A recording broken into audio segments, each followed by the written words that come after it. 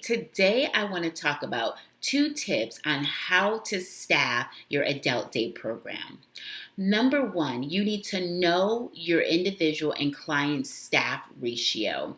So, what is the level of care that your particular client needs? Okay, so there's 3 types of level of care. So, the first type of level of care is the intensity of supports needed for health and behavioral supports. Okay, so we're looking at health and safety and behavioral support. So, if they need an intense level, meaning they need a staff to support them fully with their health and safety and behavioral support, they will fall under level number one.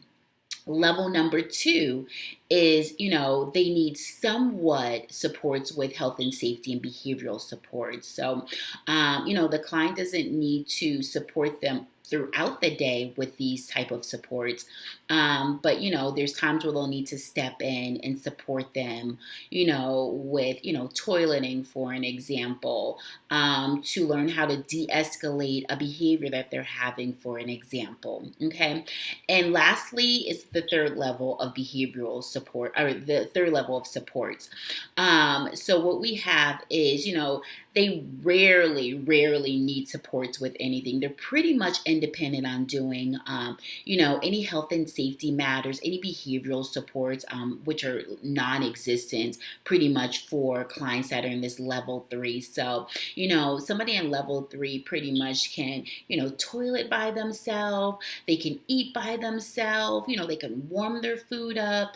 They can pretty much do everything, independently without any supports from a staff personnel. Okay. And then this particular person that's in level 3 has no behavioral support whatsoever. Okay. So I want to recap a little bit of the level of care. So we're pretty clear on what your individual staffing ratios are and how you need to staff for these individuals. So like I said, number one, they need full health and safety supports. They need full behavioral support. So this particular individual has intense behaviors, and when they're feeling agitated, when they're feeling aggressive, they are not yet, have the ability to calm themselves, know how to deal with these behavioral supports that they're experiencing, know how to, de-escalate their emotions. So they need full staff supports to intervene in the moment where they're feeling, agitated and, like I said, physically aggressive.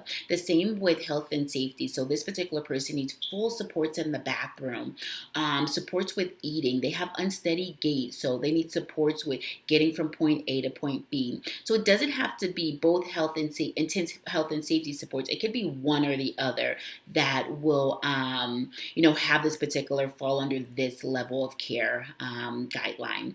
Like I said, number two is somebody that will need, somewhat supports with health and safety and behavioral support. So, they need, assistance with toilet, not full supports in the bathroom, for an example. Maybe they just need you to prompt them to wash their hands, prompt them to use the bathroom, just different things of that nature.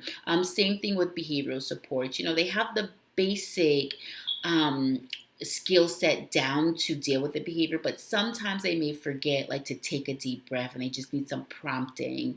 Like I said, it's not hands-on supports required. It just may be some verbal prompting, little reminders. And the third level of supports, just to recap, is somebody that's pretty much independent in all areas.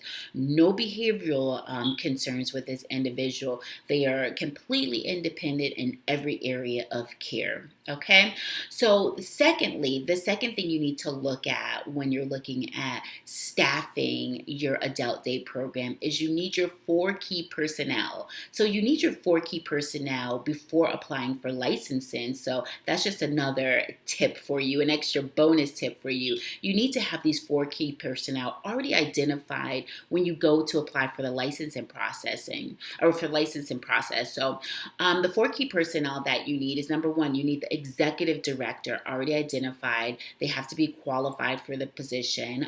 And maybe in another video, I'll go over these qualifications with you all. But you definitely need to have your executive director. You need to have your CFO, so whoever is going to be in charge of your finances, you need to have a person identified as your CFO that's going to be in charge of the accounting. Number three, you need a program manager or program director. This person will manage the program in entirety. And number four, you need a QIDP. So different states may call this qualification different, but it's a qualified intellectual disability professional, okay? QIDP. So this is the person that typically writes all the support plans for your individuals. Make sure we have all the steps in place for the staff to implement for caring for this individual. They typically attend the team meetings to get all the background information on the individual so that we can make sure when the individual starts the program, they have all the proper supports in place and the staff are trained on how to properly care for this individual. And it's a written step-by-step document that's provided for the staff. They typically have a tracking sheet along with it so the staff can track the progress of the plan that's in place, if it's working or not working. So I hope this video was helpful. If you are somebody that's looking to start a adult day program, I have provided supports and services that can help you with this. Definitely reach out to me. I'll attach a link below.